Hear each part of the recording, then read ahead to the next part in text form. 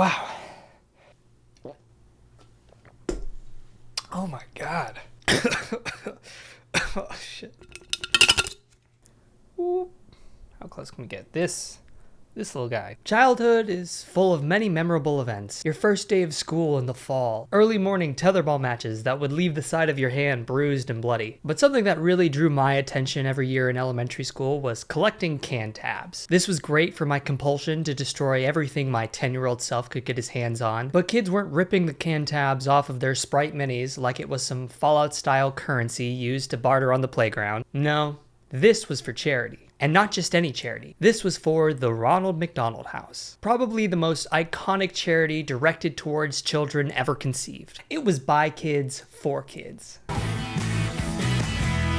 With severe illnesses. I'll be honest, I didn't really know what the charity was for when I was a kid. I just knew that I had to collect as many can tabs as possible so I could beat everybody else out. This was a war of attrition, and nothing was left out. Garbage cans, recycling bins, the vacant lot behind Mr. Fredrickson's house. Anywhere we could find these precious bits of aluminum was fair game. Now, the reason this was a big deal was because there was a huge contest every year to collect as many can tabs as possible and see which class could donate the most. Kids would beg their parents to buy soda and sugary drinks for the sake of charity, fueling the caffeine highs that I'm sure permanently altered our brain chemistry. Ziploc bags filled with these suckers would be piled in every classroom in the school, and they were always so sticky. Do you guys remember how sticky these were? We were just pulling these cans willy-nilly out of bins from strangers, not even conceiving of mono and herpes. And you know these kids weren't washing their hands afterwards. I personally don't remember washing my hands between grades 2 and 4, okay? What an absolute biohazard. And if your school had money, you had the privilege of emptying your Ziploc bags into the coveted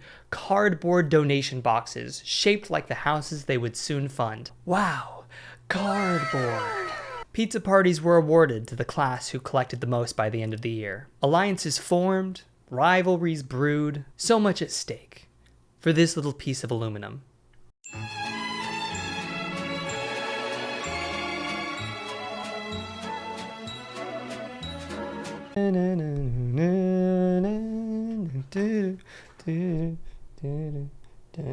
Ronald's House of McDonald's was founded in 1974 from a collaboration between, Okay, yeah, I read that right. The Philadelphia Eagles, a children's hospital, and the McDonald's in the surrounding area. Go Birds, am I right? It started out as a literal house, hence Ronald McDonald House, where families of seriously ill children could be with others who understood their situation and could provide financial and emotional support. I feel like 10-year-old Andrew could have probably figured that one out, but yeah. When the daughter of Eagles player Fred Hill was diagnosed with leukemia, man, it's always leukemia, isn't it? He and his wife stayed for days in the Philadelphia Children's Hospital, sleeping in uncomfortable chairs and eating vending machine food just to be close to their daughter as she was treated. The Hills noticed they weren't the only ones to experience the exhaustion, frustration, and sadness of wanting to be near their child, but not having the resources to do so comfortably. Many families had traveled a long distance to get the care they needed, and hotel rooms were expensive. After this experience, Hill rallied the support of his teammates to raise funds to help other families, eventually garnering the support from Eagles general manager Jim Murray, Leonard Tose, owner of the Eagles, and Ed Renzi, the McDonald's regional manager. They offered support to Dr. Audrey Evans, head of the pediatric oncology unit at the Children's Hospital of Philadelphia, and used, I can't believe I'm saying this right now, the sales from the Shamrock Shake to build the first house that could serve as a temporary residence for families whose children were being treated at the hospital. Who would have thought that the cultural relevance of the Shamrock Shake would extend far past its slightly problematic origins? As I was researching, I did take a look at the Wikipedia page for the Shamrock Shake, and get this. The Shamrock Shake was introduced by Grimace's uncle, Uncle O'Grimacy. Look into those dead eyes and tell me there's a god. Now I just want to see a face-off to the death between O'Grimacy and Gritty. That would be content.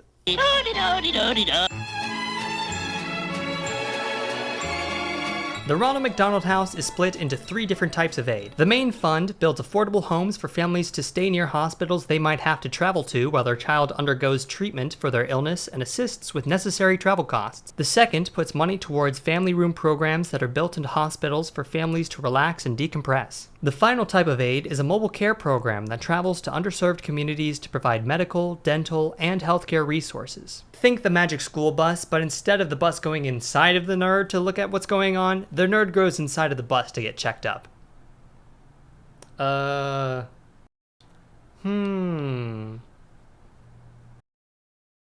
Hey, wait a minute. These are all incredibly vital services for families going through one of the most difficult times in their lives. Ronald McDonald House is now a global charity found in over 60 countries worldwide. In 2022, they provided over 2.2 million overnight stays and helped families save around $500 million in lodging costs. It's also a very reputable charity. For every $1 donated, 74 cents goes directly to those in need. And with a 4-star accreditation and accountability, you can be sure that your money, or in my case, can tabs, are going to the right place. It's nice to know my can tabs are being handled securely in this economy. So, things are looking pretty good, right?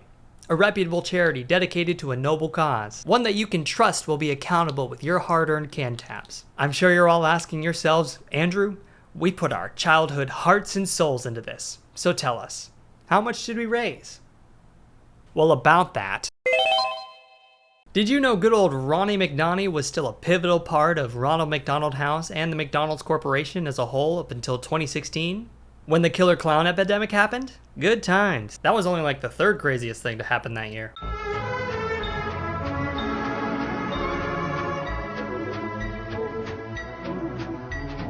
While there aren't any global figures for can tab donations, you can get a general sense of how much they're worth by looking at individual chapters' websites. According to the RMHC coastalempire.org, empire is a bit of a strong term there, guys.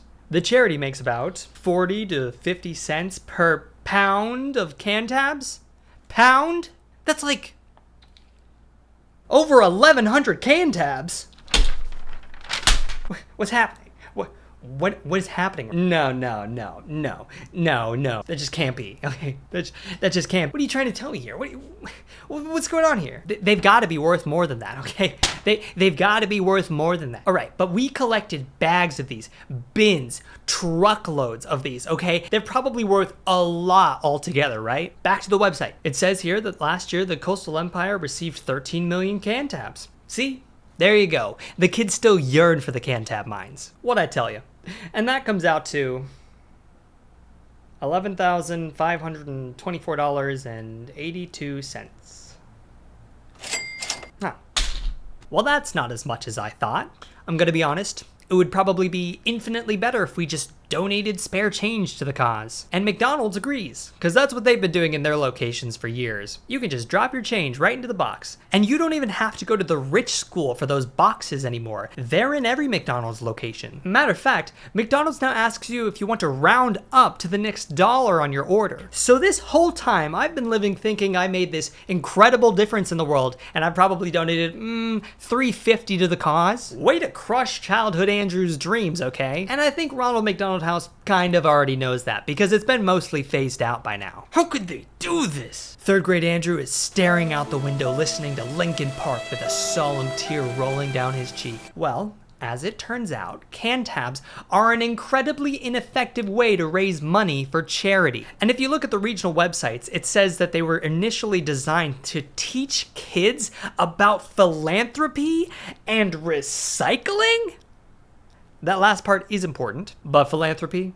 Really? What about paying $1 for a drink that has almost no nutritional value so that you can take the tiniest part of the actual product to donate to charity teaches kids about being good with money? If you had told me that this was a ploy by Big Soda to get kids addicted to caffeine, I would have believed it way more than it being about teaching kids about philanthropy. Just imagine you have like Dr. Pepper and Pepsi Man jumping out at kids in the halls, like taking their lunch money and then giving them cavities. Look, all this taught me was how to gain street cred by scrounging through the recycling bin like a raccoon and obsessively removing the can tabs from my Sierra Mist. And what did that get me? Gifted kid syndrome and a sense of existential dread?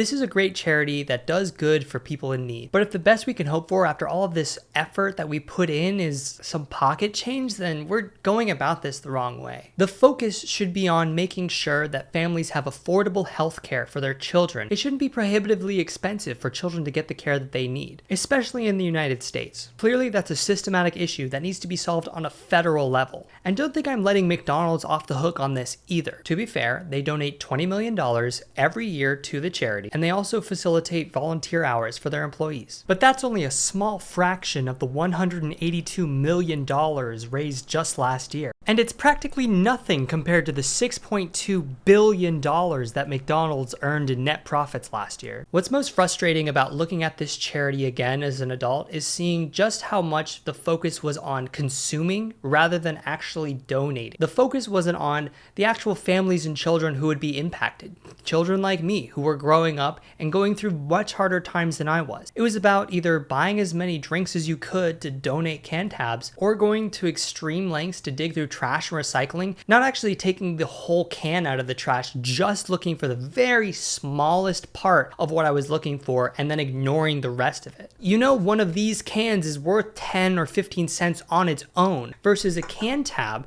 that's worth not even a decimal percentage of a cent. It's a really good metaphor for the misaligned priorities for something that is supposed to be doing good. You're ignoring the actual part that does the good just so you can have something that you can gamify. It seems like there's very few charities that aren't tied to consumerism, whether that's donating in the store as you're purchasing something, or you're actively going out to buy products that will inevitably donate a little bit of what the profit is towards a charity. This disgusting consumer activism that is geared towards just making sure that people continue to buy more and more is such a huge problem with how we donate money in this country. I recognize that the system that I am a part of makes it very difficult to do things for goodwill just for the sake of goodwill. There always has to be some sort of incentive for me to donate. Our system isn't really designed for us to effectively do good for each other. Instead of teaching kids more about consumer activism and about the benefits that they'll get if they donate, we should be teaching them how to participate in the community and make sure that everyone is uplifted. And what it really comes down to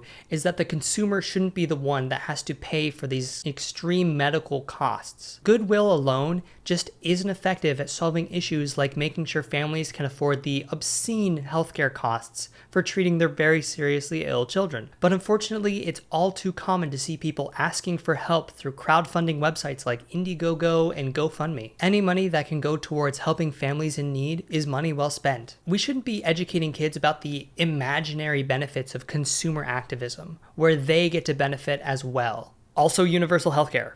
Dear God, we need universal healthcare. So concludes the tale that was Ronald McDonald's House of Can Tabs. Thank you for watching to the end of this video. It means a lot that you would stick around, and hopefully you learned something and had fun.